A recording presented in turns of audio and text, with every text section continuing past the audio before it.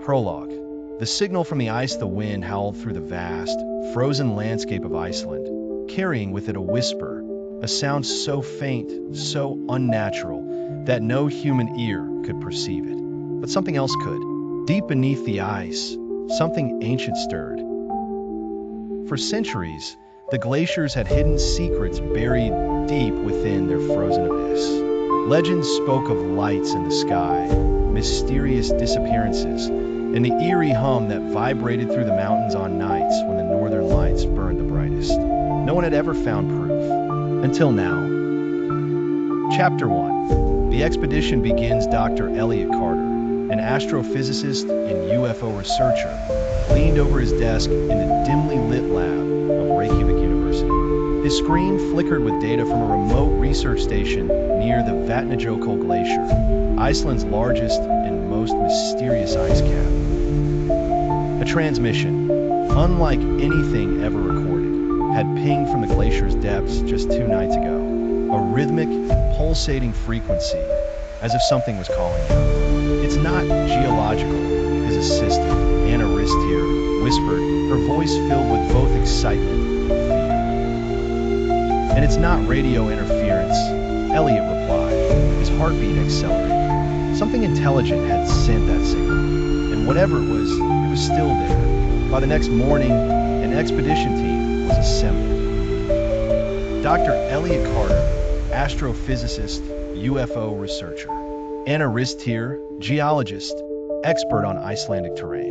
James Holloway, documentary filmmaker, determined to expose the truth. Daniel Rourke, former U.S. Air Force pilot, specialist in aerial anomalies. Freyja Magnusdóttir, local guide and folklore expert. They set out for the glacier in a modified snow vehicle, heading toward the last known location of the signal. The sky was a deep, unnatural shade of gray, the mountains looming like watchful sentinels.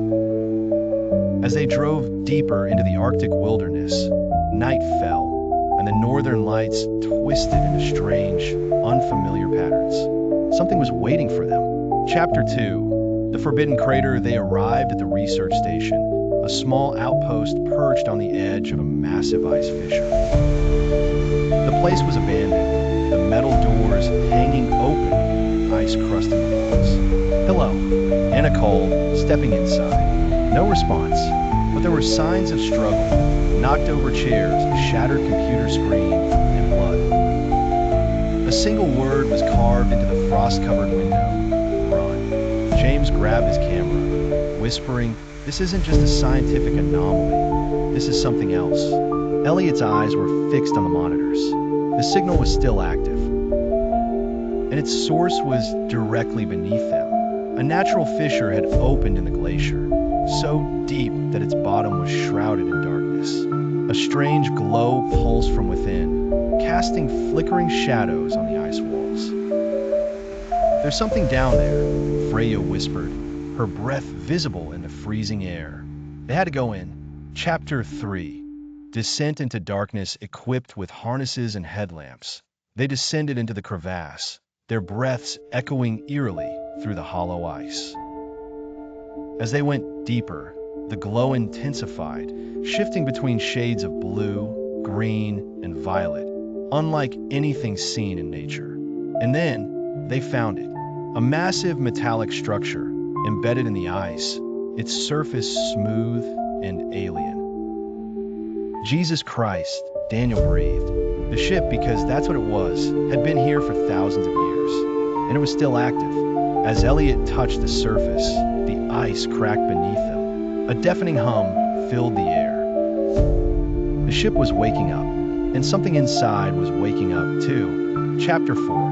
The first contact. The moment they stepped closer, the temperature plummeted. Their breath turned to ice crystals, their skin burning from the cold. Then, a door opened. "Not by force, by invitation." "No way in hell am I going in there," Daniel muttered, gripping his rifle. But Elliot was already moving forward, drawn by an unseen force. Inside, the walls pulsed like a living organism. Strange glyphs shimmered on the surfaces, moving as if they were alive. And And then they heard it, a voice, but it wasn't spoken aloud. It was inside their heads. "You have come far." James stumbled back, clutching his ears. "Who's speaking?" The air shifted, and from the darkness of the ship, figures emerged. Tall, thin, their skin pale as moonlight, their eyes black voids that reflected no light. They had waited for centuries, and now they were no longer asleep. But the worst part? The sun was rising. They had been inside the ship for hours, but none of them remembered anything. And then they saw the footprints, not their own. Something else had walked with them, something that had followed them back. They needed to leave, now, but as they rushed back to their vehicle, Daniel screamed. The sky above them was no longer empty. A massive, black disk hovered above the glacier, silent and watching. And then, the ice cracked beneath their feet. The ground collapsed, and one by one, they were pulled into the abyss. Their final screams vanished into the ice. To be continued in part 2.